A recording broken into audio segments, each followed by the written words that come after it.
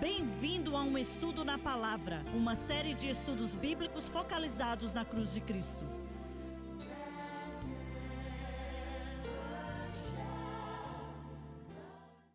Bem-vindo hoje ao Estudo na Palavra. Eu sou o evangelista Jimmy Swaggart, junto com John Rosenstern, Bob Cornell, Dave Smith e o Dr. Don Paul Gray, e estamos felizes de estar com vocês hoje. Vamos continuar onde paramos no último programa, versículo 38 do 2º capítulo de Atos, por favor. E disse-lhes Pedro: arrependei-vos, admitir que Deus tem razão e nós estamos errados. Esse é o assunto que é extremamente importante. Será que temos mais que queremos falar sobre isto? Sim. Que tipo de Deus seria se ele soubesse que estávamos indo para a direção errada, que ia levar para o inferno e ele não fizesse nada para tentar nos parar? Que tipo de ministro nós seríamos? Acabamos de ler em 2 Coríntios 7, Paulo escrevendo à igreja de Corinto, falando para eles fortemente sobre o pecado na igreja. Que tipo de pessoa um ministro seria se ele não fizesse isso? Que tipo de pai alguém seria se ele soubesse que o seu filho está indo para a direção errada e não fizesse o que poderia fazer para tirar essa criança, fazê-la parar e dar meia volta e ir para a direção certa? Eu estava dirigindo na estrada alguns dias atrás e eu perdi a entrada. Eu pensei que eu ia para uma outra entrada e alguém falou: bem, você perdeu a entrada, você tem que dar meia volta. Ou isto ou ficar mais perdido. Aonde eu estaria? Talvez eu estivesse em Houston agora, em algum outro lugar. Isto é simplesmente bom senso. Isto é amor. A Bíblia diz: quem Deus ama, ele repreende. Isto é correção. Está dizendo: você está indo para a direção errada. Então, você está dizendo, na essência, que esta nova doutrina, a revolução da graça, ela não é de Deus? Não. E eu acho que outras áreas da igreja também, já mencionamos antes, as igrejas neoliberais, a psicologia não quer nem lidar com o pecado na vida da pessoa. Todas essas coisas estão contribuindo para as pessoas morrerem e irem para o inferno.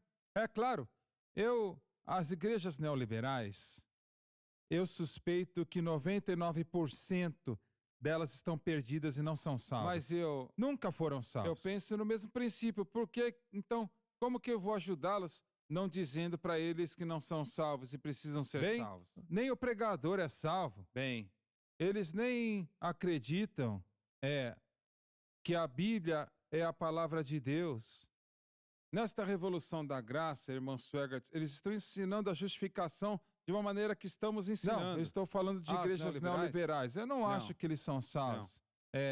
Agora o que você está falando, sim, eles são salvos. Mas eu gostaria, se você não se importar, senhor, irmos para o versículo 18 a 21 de Ezequiel 3. Muito bem. Nós vamos ver aqui um alerta do Senhor em relação ao ministério para alertar o ímpio e o justo para se desviar do seu mau caminho.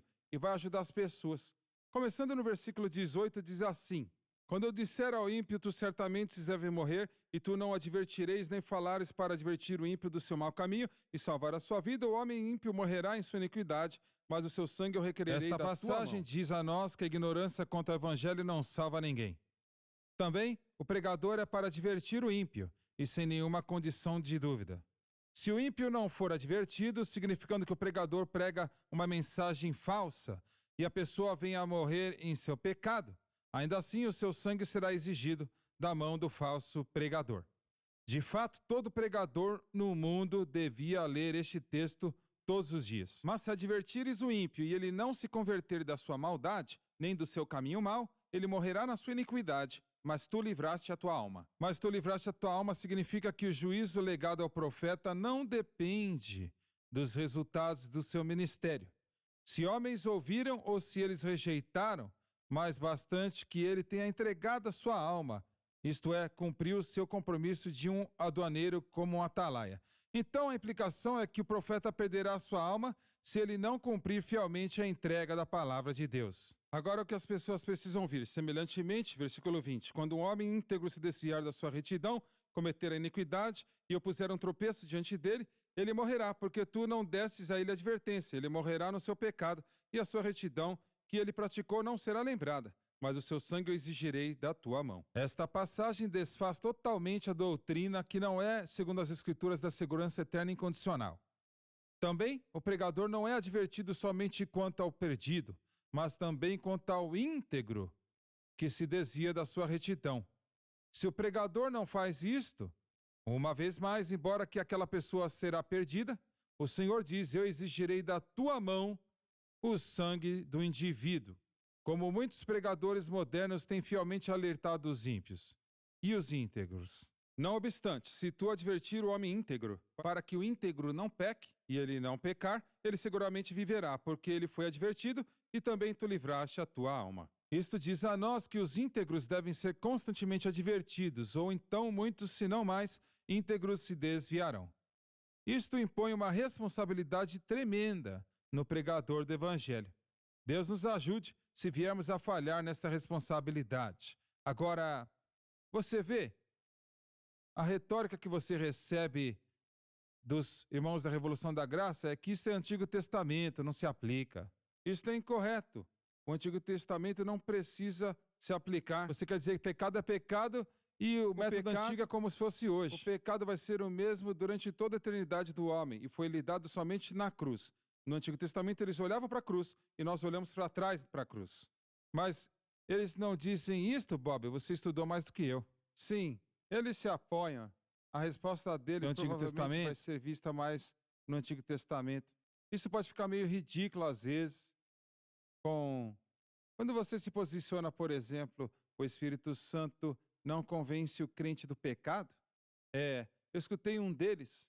Este não é a mesma pessoa que eu estava falando mais cedo, mas um outro ministro naquele movimento que é muito conhecido, mas ele fez uma declaração e na oração do Pai Nosso, Jesus disse, perdoa-nos nossas dívidas ou pecados como perdoamos aos nossos devedores. Então, ele fez uma declaração, ele estava passando por aquela passagem e disse, bem, Jesus, ele falou isto debaixo da antiga aliança. Então, esta declaração não se aplica para nós hoje. Meu Senhor. Pedindo para Deus nos perdoar dos pecados.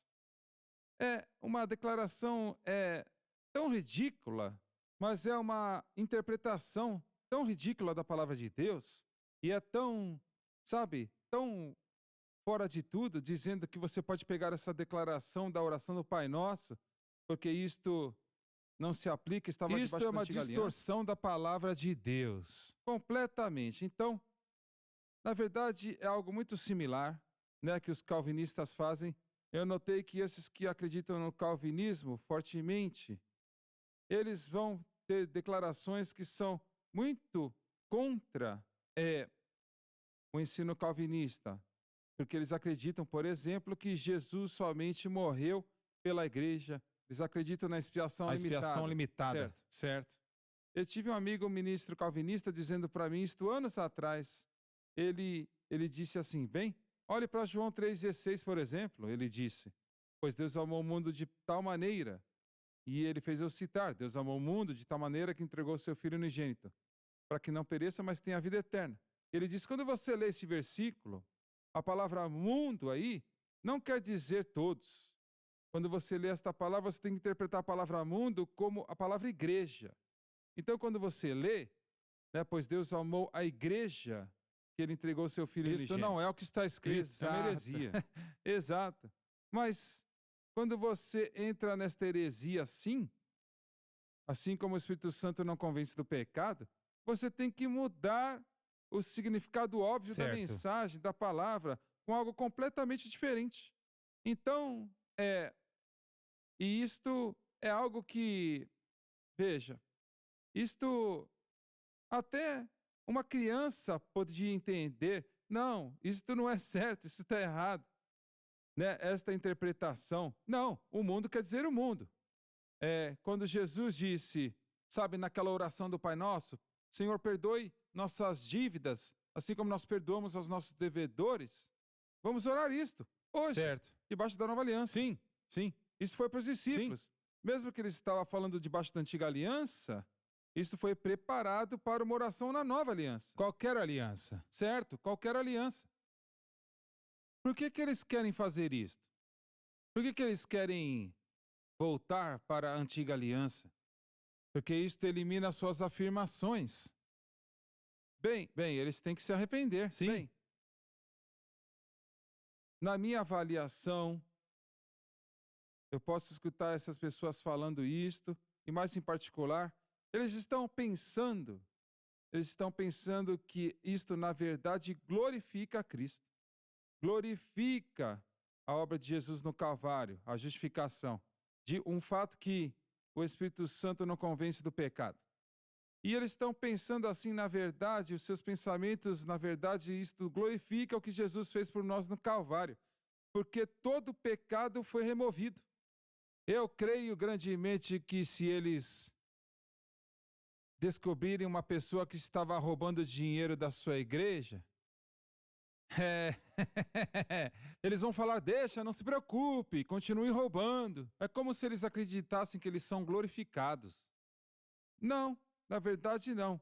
Eles não acreditam em perfeição sem pecado, eles ensinam contra isto. Mas estão Mas o ensinando. pensamento deles é, Você não na pode ter as duas verdade, eles coisas. estão glorificando a obra de Cristo no Calvário com este Mas, pensamento. Para negar que o Espírito Santo convence do pecado, como a Escritura claramente diz nos versículos que lemos, eles estão bem perto de blasfemar o Espírito Santo, porque eles estão negando a obra do Espírito Santo e atribuindo a outra coisa. Isso é perigoso.